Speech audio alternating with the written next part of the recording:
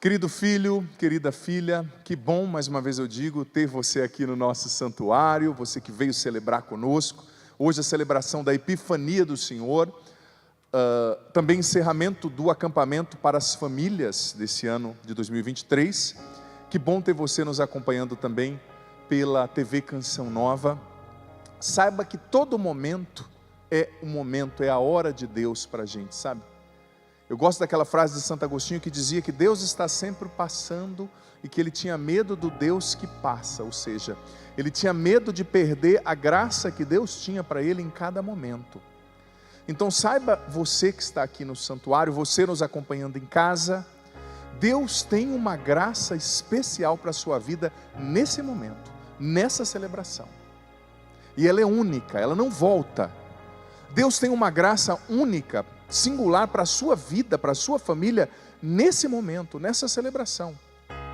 Então, independente do que você esteja vivendo, talvez você com depressão, desanimado da vida, você vivendo uma crise, esteja atento, Deus vai falar com você.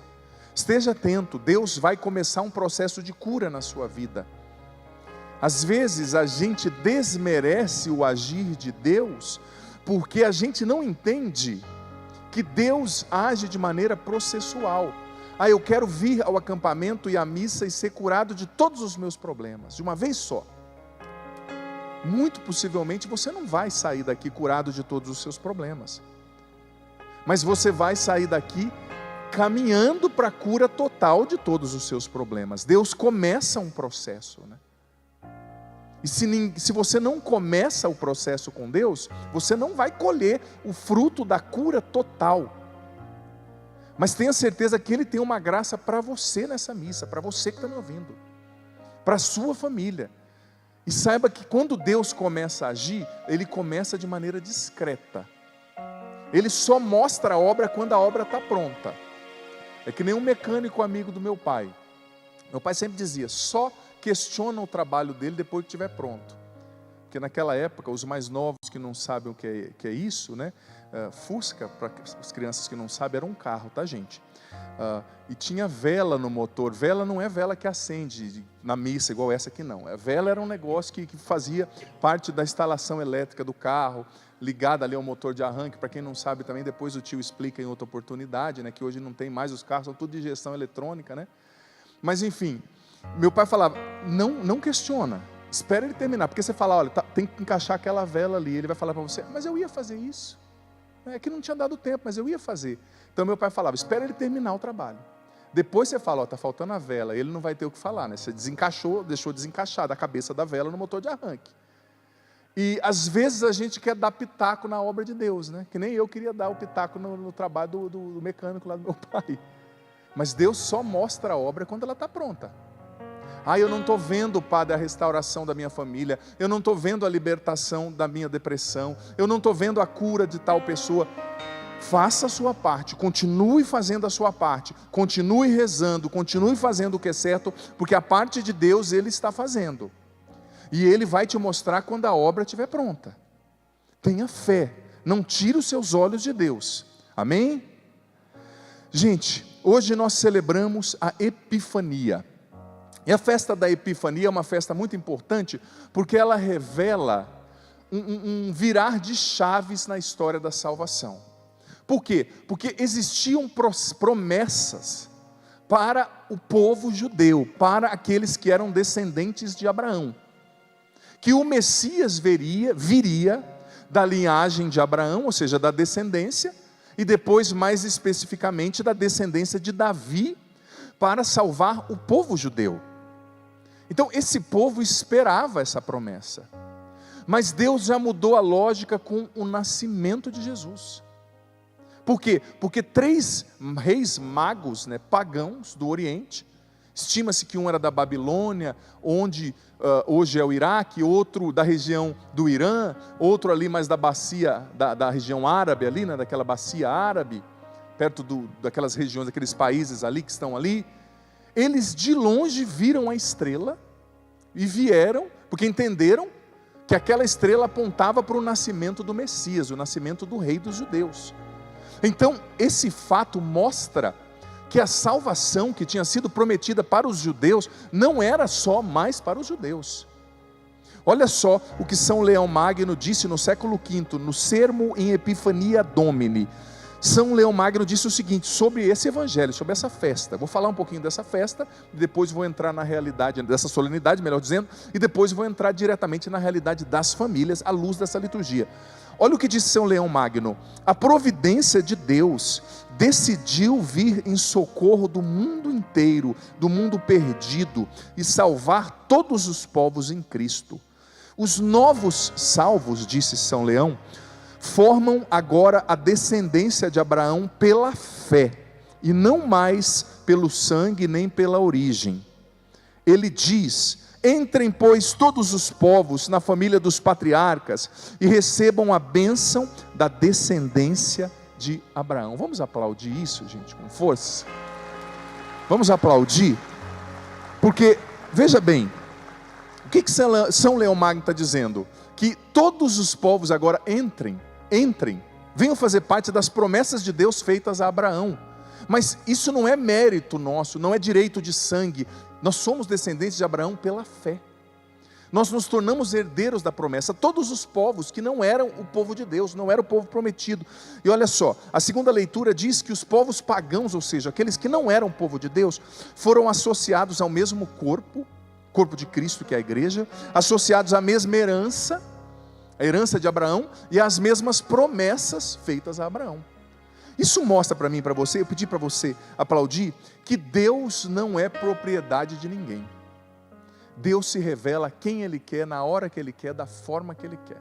E eu vou dizer uma coisa para você: o jeito de Deus agir na história, muitas vezes vem para quebrar a nossa cabeça. Porque veja bem, Melquior, Baltazar e Gaspar, esses eram os nomes dos 3 reis magos. Quem lembra das folia de reis, né? As crianças também que não sabem, depois outra hora o tio explica, tá? Era algo que tinha, né? Quem aqui já viu folia de reis? Levanta a mão. Eu sinceramente, quando eu era gurizão, tinha ainda, e o pessoal se vestia, mas eles queriam se caracterizar como os reis, mas vestiam meio com cara de palhaço, né? E foi na época que lançaram aqueles filmes dos palhaços, assassinos lá, eu corria, né? Minha mãe falava, não, é algo bom, eu ficava com medo, escondido debaixo da cama. Criança, né, tem uma criatividade que dá medo, né? Mas iam nas épocas, dessa época do ano, né, especificamente dia 6 de janeiro, os foliões, né, que iam nas casas com violão, cantando, né, representando ali os 3 reis magos que vieram adorar Jesus. Muito bonita até a espiritualidade. Mas veja bem, esses 3 reis magos vieram do Oriente para adorar o Messias. Mas olha só, os fariseus do hebraico quer dizer farushim, né, quer dizer os separados, os todos de Deus, eles não viram a estrela. Os mestres da lei não viram a estrela. O rei Herodes não viu a estrela. Quem que viu a estrela? 3 reis pagãos lá do Oriente. Gente, esse é o jeito de Deus agir. É só para você olhar para as aparições de Nossa Senhora.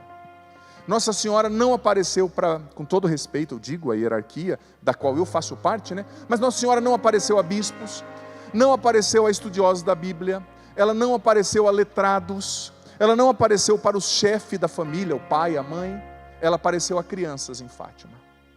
Ela apareceu a adolescentes em Lourdes, em La Salette. E ela apareceu a um índio em Guadalupe, que era, infelizmente, na época, desprezado. Uma cultura desprezada. Deus e a sua mãe, né, em Nossa Senhora, mãe de Jesus, mãe de Deus, em Cristo, Ele não escolhe aparecer para os letrados, para os importantes, e mais, Deus muitas vezes escolhe aparecer para aqueles que têm o coração aberto, para aqueles que não têm título. A estrela não dependeu da posição social da pessoa, da posição religiosa. Não, a estrela só aparece para quem tem curso de teologia. Não é assim. A estrela só aparece para quem fez aquele cursinho, para quem reza de tal jeito, para quem leu aquele livro. Não. Deus se manifesta a quem Ele quer. Deus não é propriedade sua nem minha. Deus é Deus. Sabe? E interessante que nós podemos aprender muito, gente, com esses 3 reis magos. Porque o que eles vieram trazer a Jesus? Quais foram as 3 coisas que eles ofertaram? Vamos ver se vocês estão atentos. Qual foi a primeira? Ouro. Qual foi a segunda? Qual foi a terceira? mirra. Você sabe o que é mirra? Pode ser sincero. As três têm uma simbologia profunda. Eu vou explicar. Por que eles trouxeram ouro? Porque ouro representava a realeza. O rei na época, os reis daquela época, eles tinham uma prataria de ouro, né? Talheres de ouro, pratos de ouro, tinham os ouros do templo, o ouro da casa do rei, né? Então eles ofereceram ouro representando a realeza de Jesus. E eles ofereceram o incenso. Para quem que se oferta incenso? Você viu que o padre estava com incenso aqui, um incenso cheirosíssimo, diga de passagem, só impregna na cabeça da gente, no cabelo não sai mais, né? Mas é muito gostoso o incenso, o cheiro é gostoso. Para quem que você usa incenso? Para quem? Para Deus. Você incensa a divindade, né? Então, eles trouxeram o incenso representando a realeza, a divindade daquele rei. Eles sabiam que aquele rei era Deus. E depois eles trouxeram a mirra, mas aí dá um nó na nossa cabeça. Porque o que era a mirra, gente? A mirra, ela era cultivada desde o Antigo Egito. É uma árvore, ela era colhida de uma árvore que pode chegar a 5 metros. Uma árvore grande. E a mirra, ela era usada na época, ela era muito cara, e era usada geralmente para ungir os corpos dos reis, o cadáver ali do rei, do faraó, daquele que morreu. Tinha um perfume muito forte, né? Mas por que ele foi trazer mirra para Jesus? A mirra era um presente que representava o sacrifício. É como se ele estivesse prefigurando ali, ó, o destino daquele rei que nasceu, daquele Deus rei que se encarnou. A cruz, a redenção, a salvação, o sacrifício. A mirra era um sinônimo de sacrifício, só que era muito cara.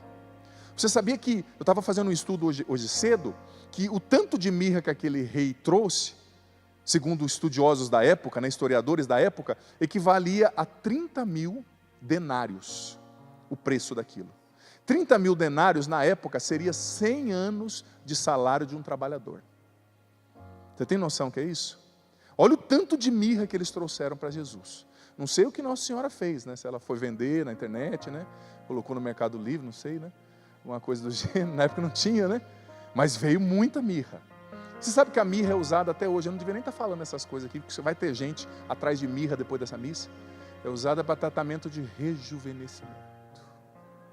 Não sei se funciona, mas eu estava lendo hoje, até hoje se usa para rejuvenescer, tratar gengiva. Como é que chama aqueles negócios aqui no olho aqui? Pé de galinha, para curar pé de galinha, curar, sei lá que você cura esse negócio. Vai ter gente atrás, eu não estou ganhando nada por isso, viu? Não tem nenhuma empresa de mirra me patrocinando. Nem sei se tem no Brasil, mas eu estava lendo que é usado até hoje, né? Como um cosmético, para tratar problema de gengiva também. Mas a mirra, ela representava o sacrifício. E olha que bonito a lição que esses 3 homens nos dão. Eles nos ensinam a dar o melhor a Deus, porque o ouro era o que se tinha de mais precioso na época. Então o ouro na Bíblia representa o melhor, né? Eles deram o melhor, mas eles deram também o melhor das suas posses, né? Nós somos convidados a dar também o melhor do nosso dinheiro, do nosso trabalho, para Deus devolver a Ele um pouco do que Ele nos dá. Mas eles deram também o incenso, ou seja, representa a nossa oração, louvor, adoração, que é devida a Deus, é o dever da religião, que dizia Santo Tomás de Aquino. Mas também eles deram a Deus ali o símbolo do seu suor, do seu sacrifício, da sua jornada, do tempo que eles viajaram para chegar ali, né? E isso é muito bonito. Agora, tendo introduzido, falando um pouco da festa, eu quero usar aquilo que a liturgia nos traz como elemento, querido filho, querida filha, aplicado para a realidade das nossas famílias. Eu estava rezando hoje cedo, preparando essa homilia, e Deus me deu uma inspiração, de a partir dessa liturgia, óbvio, nem tudo é uma cópia do que são as leituras, mas construir com você 8 passos, para que você seja feliz em família, para que você viva relacionamentos felizes. 8 passos. Presta atenção. E haja vista que a primeira leitura disse o seguinte, que o mundo é envolto por trevas, mas sobre você brilha a luz do Senhor. Talvez existam trevas na sua família, mas hoje a luz de Deus quer brilhar. Então esses 8 passos são passos para que nós viabilizemos, ajudemos Deus a fazer a luz dele brilhar na nossa vida, na nossa família. Primeiro passo, guarda isso no coração. Para você restaurar a sua família, para você viver bem em família, nessa missa que encerra o acampamento das famílias. Ofereça a mirra pela sua família. O que isso significa? Saiba se sacrificar pelo seu relacionamento. Porque quem não se sacrifica pelo relacionamento, sacrifica o relacionamento. Quem entra num relacionamento com uma mentalidade muito utilitarista, o que eu vou ganhar desse relacionamento? Só querendo ganhar, sacrifica o relacionamento. Ou seja, em resumo, não seja egoísta. Sacrifique-se pelo relacionamento. E sacrifício, a gente tem uma ideia muito errada e muito pesada muitas vezes do que significa o sacrifício. Mas gente, eu já disse isso aqui outras vezes e retomo, a palavra sacrifício vem do latim sacer offere, que quer dizer um santo ofício, uma santa obra, algo que eu faço que é santo, que tem sentido. O que é se sacrificar pela família? É de fato amar, vivendo a oblação que meio que Jesus viveu na cruz. Eu dou a minha vida pela família, eu dou a vida pelos filhos. Quem tem filho aqui, levanta a mão. Olha, eu tenho acompanhado várias famílias e eu tenho percebido que uma das maneiras melhores de você se tornar uma pessoa menos egoísta é ter um filho. Porque depois que você tem o filho, já era. Você é sempre em segundo, terceiro, quarto ou sexto plano. Esse tempo atrás eu vi uma mulher que chegou na missa. Ela tinha esquecido, acho que ela tinha planejado em prender o cabelo e esqueceu de prender, esqueceu o negócio. Chegou, tadinha, medonha, né? A visão de um pássaro, bem feio, né? Tadinha. Aí ela conversando, aí tinha uma outra amiga dela que estava comigo e brincando, nossa, né, você não conseguiu pentear o cabelo? Aí ela bateu a mão e falou, nossa, esqueci o negócio que eu ia prender. Como é que chama o negócio que prende o cabelo? Assim, tem um monte de nome, né? Uns chamam xuxinha, sei lá, né? Como é que é? Buchinha. Isso aí. Ela falou, nossa, eu ia prender, mas daí o meu pequeno começou a chorar, e a outra falou que estava com fome, aí o outro, ela tinha 3 filhos, né?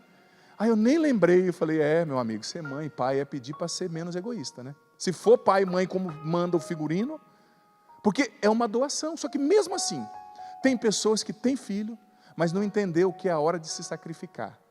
Filho, bota na sua cabeça, filho não é tempo de colheita, é tempo de plantio. Você vai colher lá na frente, mas agora é tempo de sacrificar. Filho não é colheita, filho é plantio.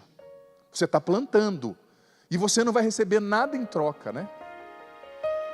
Nada em troca. E criança, além de tudo, às vezes ainda dá uma na sua testa, né? Que nem a professora esses dias atrás que chegou, e a criancinha, ela dava aula para o infantil ali de 5, 6 anos, aí a criancinha chegou nela e falou assim, você não tem namorado, né, tia? Ela falou, não.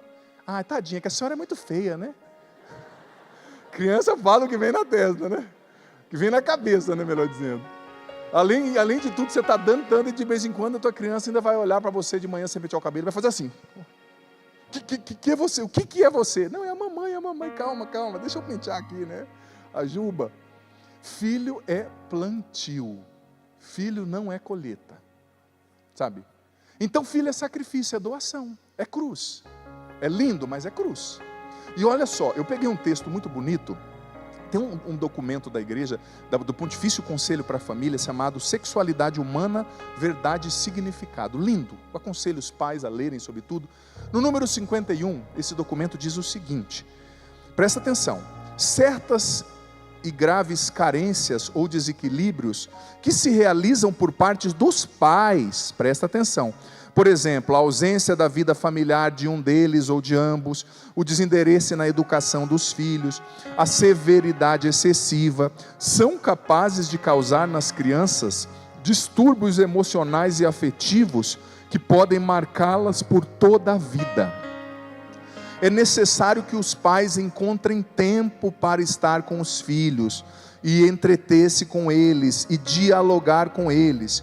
Os filhos são a sua tarefa mais importante. Guarda essa palavra da igreja. Se bem que aparentemente não é uma tarefa rendosa que gera dinheiro. Filho é investimento. Filho não é colheita, filho é plantio. Os filhos são a sua tarefa mais importante. Se bem que aparentemente nem sempre rendosa, de dar renda, né? Eles são mais importantes que o trabalho, mais importantes que as distrações, mais importantes que a posição social. Sexualidade humana, verdade e significado, número 51. Vamos aplaudir isso aqui, essa luz que a igreja nos dá? Sabe, pode aplaudir com força. Porque veja bem, a igreja fala sobre tudo. A Bíblia fala sobre tudo. A igreja não dá instrução para os pais, é você que não procurou. Tem instrução sim, e eu estou trazendo o conteúdo do magistério da igreja aqui para você. Sabe? Mas é um sacrifício. Olha só, os filhos são sua tarefa mais importante. Claro, não é só a única tarefa, porque tem pai também que é outro extremo, né? O filho nasce e não quer mais saber do marido, da esposa, o marido não quer mais saber da esposa, começa a ser amiguinho, o filho dormir no meio dos dois. Olha, quando o filho começa a dormir toda noite no meio dos dois, o negócio está ruim e vai piorar. O casal é casal, minha filha. Você só tem esse filho porque você e o seu marido casaram e se uniram. Então a criança, ela é importante a educação dela, mas ela precisa estar no lugar dela. Vocês precisam continuar namorando, não dá para a senhora inventar uma dor de cabeça toda noite, né? Ou ele inventar uma dor na coluna, né? Que também acontece hoje em dia, que esses homens de hoje em dia, eu vou dizer para você, Jesus, vem, volta logo, ajuda, fortalece esse varão, né? Como diz, né? Na Bíblia você sabe que o homem é chamado de varão, né? As traduções antigas, né? Varão de Jeová, né? Que nem disse nossos irmãos aí, protestantes. Mas o filho no lugar dele, óbvio. Mas não dá para negar que, como disse o documento, os filhos, a educação dos filhos é algo muito importante. É um investimento. Se o tempo que você gasta com seu filho hoje plantando, correndo atrás, ó, que nem essa mãe aí, atrás da menina, né? Não tem jeito, ela tadinha, querendo ser bem discreta, aí o padre já fala aí, né? Se ela for tímida, vai ter um infarto agora, né? Mas não é não, né? Tá sorrindo. Aí, Deus abençoe. O tempo que você gasta atrás do filho, ali que nem aquela mãe jovenzinha, atrás da criança, quem está em casa acho que não conseguiu ver, mas tinha uma cena que acontecendo no santuário. É um tempo abençoado, é um sacrifício por amor. E eu digo para você, filho novo não dá nenhum retorno. E não tem que dar retorno. Não dá retorno financeiro, não dá retorno de elogio, é só dor de cabeça. Mas é uma missão linda, é uma vocação linda que Deus deu a quem é chamado ao matrimônio. E é um plantio que você vai colher lá na frente. Não tem que ver filho como se tivesse que dar lucro. Sabe, essa mentalidade calculista que as pessoas têm até na hora de ter filho, pelo amor de Deus. O amor, dizia Santa Teresinha do Menino Jesus, não sabe calcular. O amor é doação. E claro, se você educa bem, você vai colher. E vai colher muito bem. Vai colher frutos maravilhosos. Então, saiba se sacrificar pela relação. Saiba oferecer a mirra do sacrifício todos os dias. Quer ver outra coisa que é sacrifício? A gente que acompanha os casais. Quer sacrifício maior do que você dividir com a pessoa todo dia? Sua cama, sua pasta de dente, seus sonhos. Dividir o seu futuro. Dividir o seu corpo, até a coisa mais nossa que a gente tem é o corpo, mas quando você casa, você fala para o outro, olha, meu corpo também é seu, é uma só carne, você está oferecendo para o outro todos os dias, é seu no sentido metafórico, óbvio, né, de comunhão, de entrega, é uma cruz, mas é preciso oferecer a mirra todos os dias, porque, repita depois do padre, quem não se sacrifica pelo relacionamento, sacrifica o relacionamento. Tem sacrifícios que são necessários, filho, filha. Segundo passo para você restaurar a sua família, viver bem em família, saiba oferecer o ouro à sua família. O que é o ouro? Fazendo alusão ao evangelho de hoje, é o seu melhor. Me perdoe, mas tem gente que só dá o resto para a família. O resto. É bom com todo mundo lá fora, é simpático, né? O cara trata a esposa de qualquer jeito, né? Não vou nem falar que animal que eu pensei como ele trata, mas ela trata daquele jeito. Aí está na fila do banco, chega uma bonitona lá, né? Ou passa aqui na minha frente, não, por gentileza, eu posso te ajudar. Aí a mulher fala, a esposa olha e fala, quem que é esse?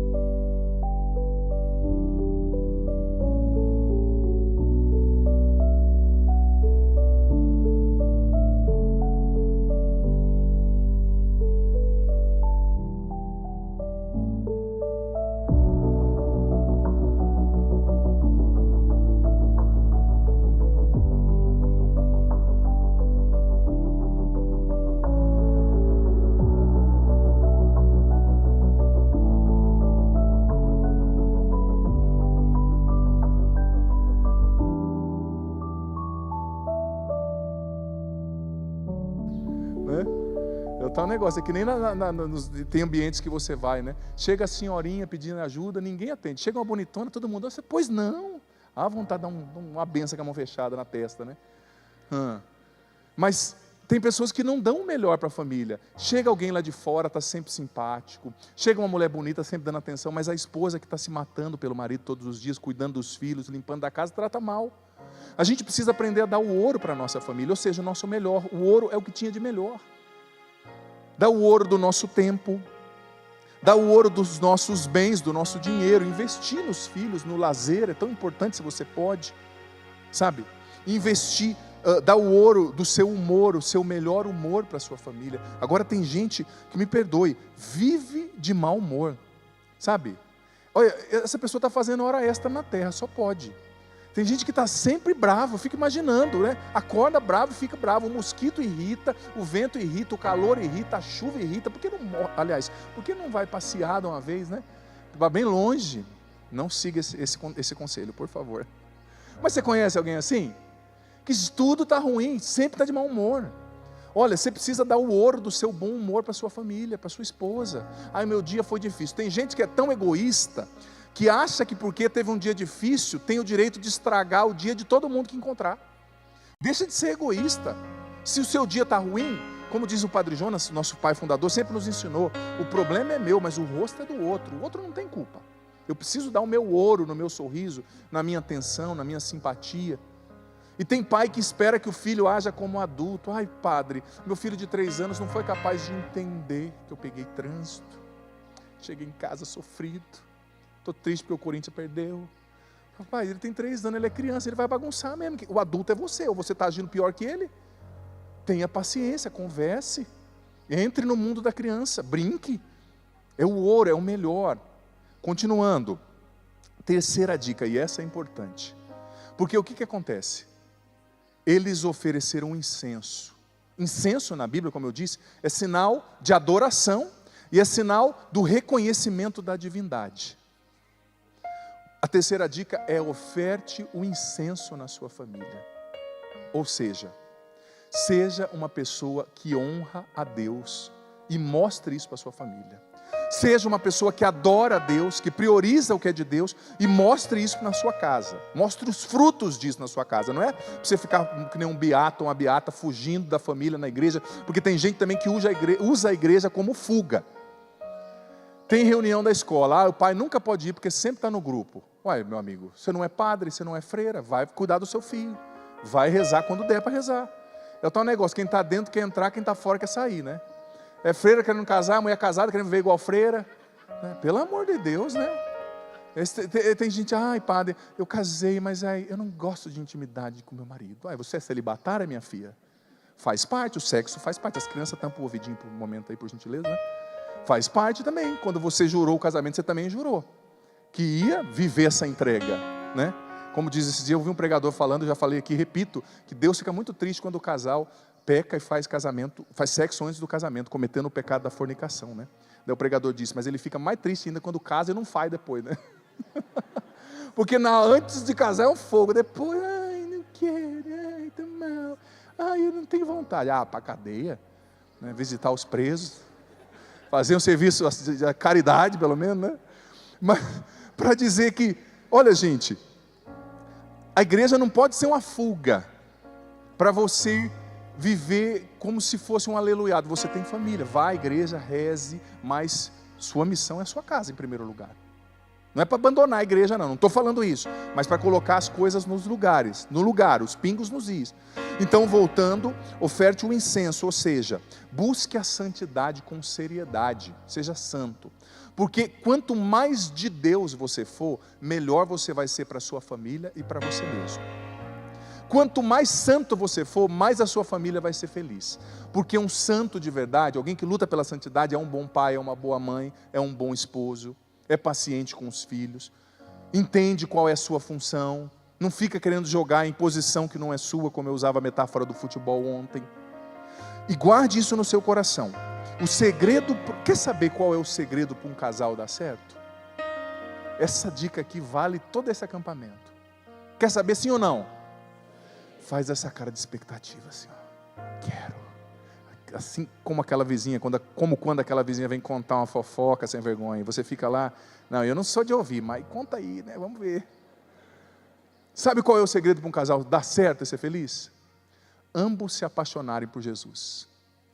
Um casal apaixonado por Jesus vai ser feliz, tenha certeza, porque Jesus vai ser o equilíbrio da relação deles, Jesus vai ser o sentido, Jesus vai ser a força, Jesus vai ser o que liga, o que une, o que é cola, o que dá consistência, o que dá fundamento. Oferte o incenso na sua família, ou seja, se apaixone por Jesus. Se o marido é apaixonado por Jesus, o amor dele por Jesus vai fazer ele amar a esposa dele 5 vezes mais do que se ele não amasse Jesus. Porque quando a gente ama Jesus, a gente recebe, a gente é dotado, nos ensina o catecismo da igreja, por um amor sobrenatural, o dom de um amor sobrenatural. Não é só o amor de olhar a sua mulher e achar, nossa, bonita, sarada. Não, não. É aquele amor de dar a vida, é aquele amor que você olha para ela e fala, se hoje fosse preciso eu morreria por essa mulher. Se hoje fosse preciso, eu morreria por esse homem, morreria por esse filho, por essa filha. Esse é o amor sobrenatural. Quando você se apaixona por Jesus, você recebe o dom desse amor sobrenatural, capaz de morrer pelo outro, capaz de dar a vida pelo outro. Então o segredo para o casal dar certo é ambos se apaixonarem por Jesus. E eu digo para você, enquanto Deus não for o centro do seu relacionamento vai ser desequilibrado. Quem não tem Deus como fundamento do relacionamento, viveu e viverá sempre um relacionamento desequilibrado. Se Deus não é o fundamento da sua família, os seus relacionamentos vão ser desordenados e desequilibrados. Por quê? Porque você vai buscar nas pessoas o que só Deus pode te dar. Não busque nas pessoas o que só Deus pode te dar. Não espere do seu marido o reconhecimento, a cura da sua alma, das suas feridas, talvez da infância, do abuso que você sofreu, da falta do seu pai, do que você não aceita na sua aparência, no seu cabelo, no seu corpo. Não busque a cura disso no seu marido ou na sua esposa, porque isso ele não tem para te dar. Quem pode curar o teu coração dos seus traumas, dos seus complexos, dos vazios, é só Deus. Se Deus não preenche você, o seu relacionamento vai ser desequilibrado, e pessoa nenhuma vai poder te dar o que Deus pode te dar. E esse ofertar o incenso consiste também em ser uma pessoa de oração. Porque você que é casado, casada, você não pode abrir mão da oração. A oração é muito importante. Quem não reza não oferta incenso a Deus. Quem não reza não oferta incenso. E mais, a oração é super importante, porque quem não reza já começou a cair em tentação. Quem não reza já começou a cair em tentação.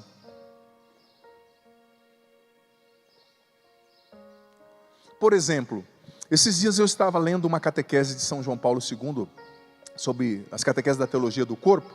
Eu parei bastante no compêndio, nas páginas 235 a 237. E na 236, o Papa São João Paulo II falou o seguinte, que quando a gente não reza, eu vou traduzir com as minhas palavras, porque o Papa usou uma linguagem muito filosófica, né? Mas traduzindo e trazendo em miúdos, o que o Papa São João Paulo II disse foi o seguinte, que quando a gente não reza, a gente começa a cair em tentação e começa a ser iludido. Porque é como o que aconteceu com Eva no Jardim do Éden, quando ela foi enganada pela serpente. Presta atenção. A serpente prometeu para Eva o que ela já tinha. Você vai ser como Deus. Gente, Eva participava da vida de Deus, ela caminhava com Deus toda a tarde, ela nasceu do sopro de Deus, ela tinha a imagem de Deus em si, ela já tinha aquilo. Mas quando você não reza, quando você se afasta da intimidade, você começa a cair na tentação de querer o que você já tem. Começa a olhar para a grama do vizinho e ver que a grama do vizinho é mais verde, que a outra pessoa é mais simpática, que o filho do outro é melhor, que a outra mulher é mais bonita. A oração te impede de cair na tentação e te mostra a verdade, porque a tentação sempre traz uma promessa ilusória de felicidade, uma mentira. Então, oferte o incenso na sua casa. Vai guardando. O primeiro passo, ofertar a mirra em casa. O segundo, ofertar o ouro. O terceiro, ofertar o incenso. Quarto passo, muito importante. Saiba ofertar. Aliás, entenda que na sua família As pessoas precisam de amor. Ponto.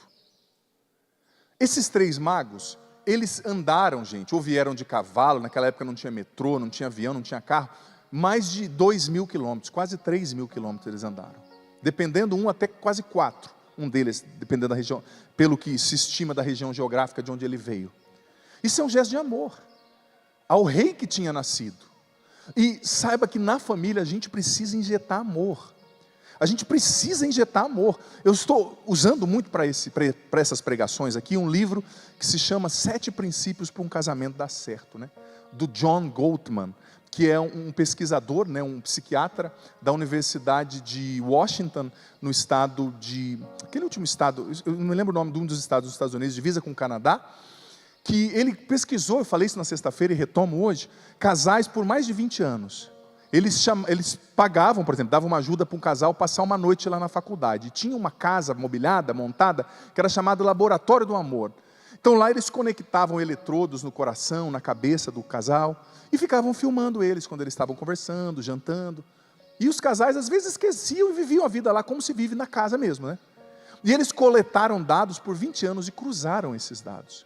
Então, depois de todos esses anos, eles lançaram esse livro, no qual eles tinham 93% de precisão para dizer se o casal ia ficar junto ou não, analisando ali o jeito do casal se relacionar. Como eles falavam, como eles interagiam, como eles olhavam um para os outros, como o coração batia quando o outro estava falando. E presta atenção nisso, que é muito importante. Sabe o que eles concluíram? Que os casamentos que dão certo são aqueles casamentos nos quais existe mais interação positiva do que negativa, ou seja, que existe mais amor do que discórdia, que existe mais gestos de amor. E o que é interação positiva para os especialistas ali, que escreveram esse livro, o John Gottman e a sua equipe, né? Isso é dado, gente, são dados cruzados, não é achismo. Interação positiva é, por exemplo, expressão facial, palavra, aperto de mão, abraço, interação com o outro, né?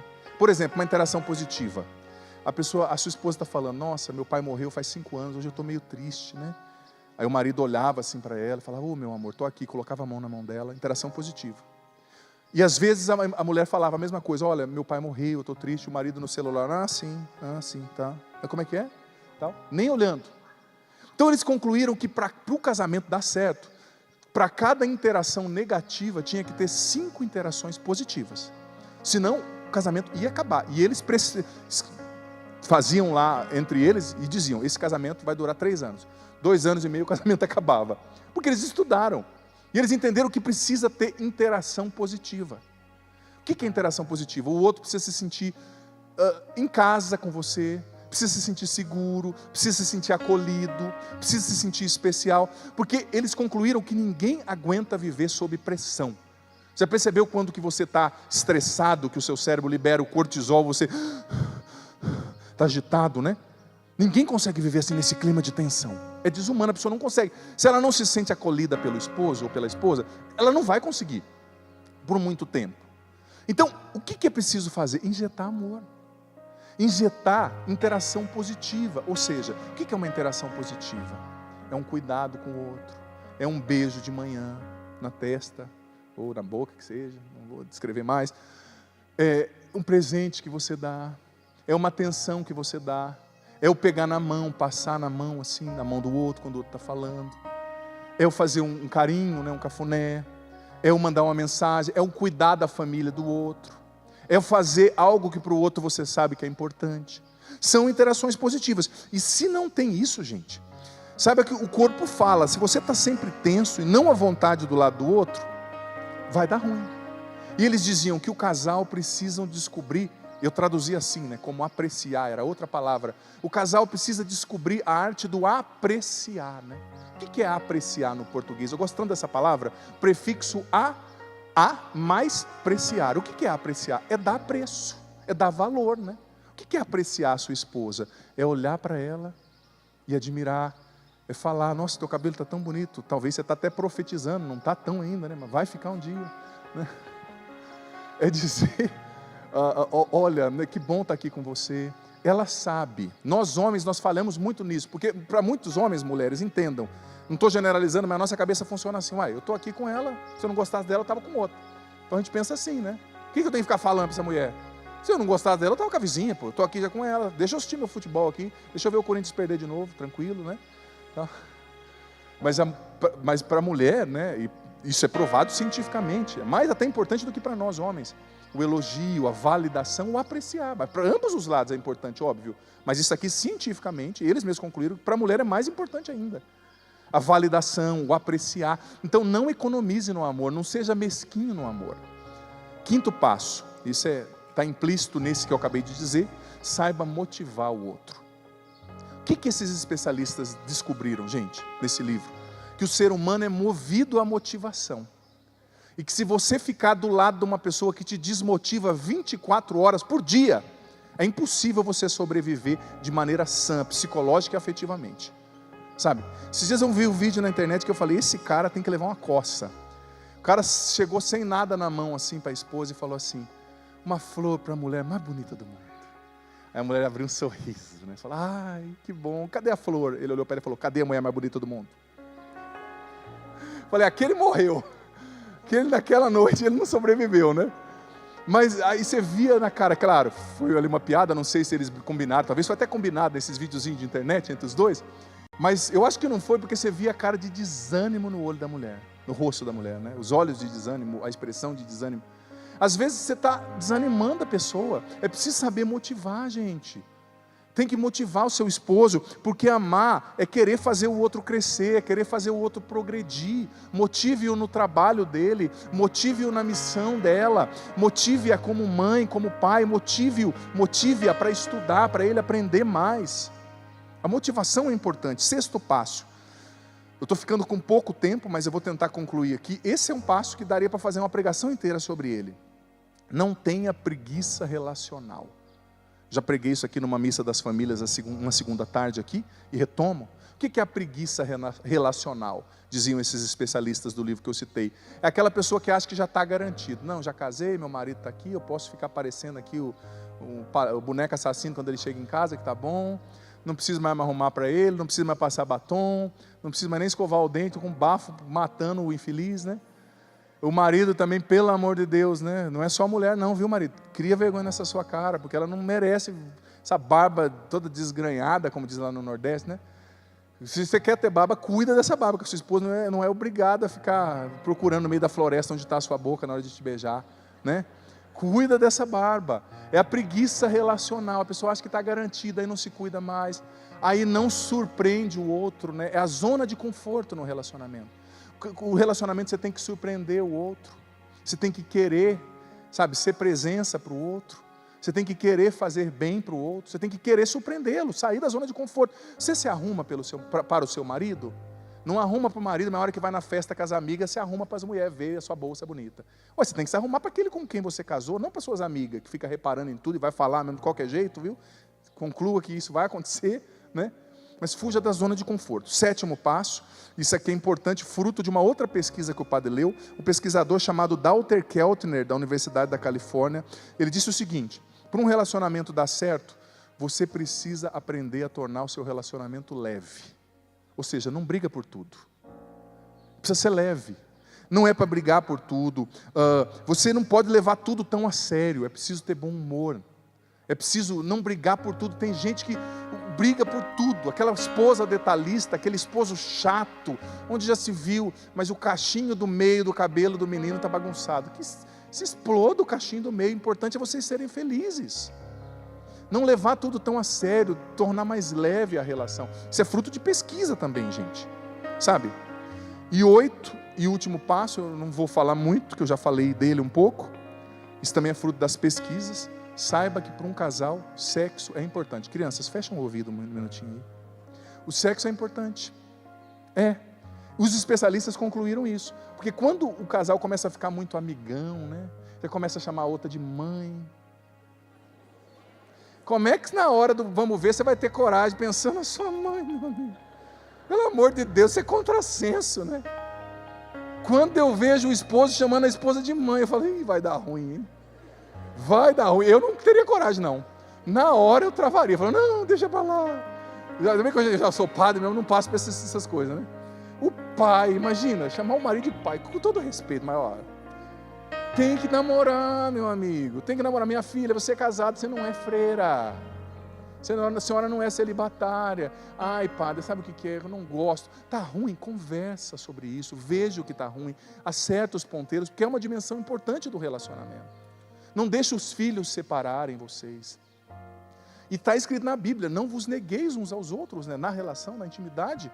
É importante também. Sabe, é tão importante, a gente escuta tanta coisa por aí, a gente que é padre, que tem que ficar falando disso em homilia. Olha que papelão que eu tenho que passar por causa que você não entende as coisas. E eu que tenho que ficar aqui falando depois. Mas se eu não falar também, Deus vai me cobrar, porque Ele sabe que Ele está me mostrando, está me fazendo as pessoas virem falar, né? Então, fazer o quê? É os padres que ficam nessa sinuca de bico. Mas é importante, tem que conversar. Ai, padre, é que eu não tenho mais gosto, eu não tenho mais prazer. Às vezes não é prazer, é amor, é doação, é cruz também. Eu estou dando a vida através desse ato, para o meu esposo, para a esposa que eu escolhi para viver comigo para sempre. É amor também, não é só prazer, isso é utilitarismo, também é amor, sabe? Enfim, então aí as 8 dicas para você colocar em prática. Não é só para ouvir e falar, ai que bonito. Não quero que você ache bonito, eu quero que você viva. Porque assim o seu relacionamento vai ser feliz, a sua família vai decolar e você vai ser feliz na educação dos filhos, como esposo, como esposa. Você acredita nisso, sim ou não? Então vamos aplaudir o nosso Senhor, que nos reuniu, que nos trouxe aqui e que está falando com a gente de maneira tão precisa nessa tarde. Vamos ficar em pé? Olha para a pessoa que está do seu lado e diga para ela, é só viver. As dicas estão lançadas, diga para essa pessoa. Se você está do lado da sua esposa aí, do seu esposo, diga para ela, olha, mas pode dizer, vamos colocar em prática já, viu? E lembra daquilo que eu falei, se não for ainda, você vai profetizando, tá? Diga para o seu esposo, para sua esposa, você é lindo. Ou linda, né, sua esposa? Pode dizer. Diga para essa pessoa, diga para o seu esposo ou para sua esposa, encerrando, você que está assistindo agora é acampamento das famílias, viu gente? Os casais, então não estranha. Diga para ele assim, você é um presente de Deus para mim.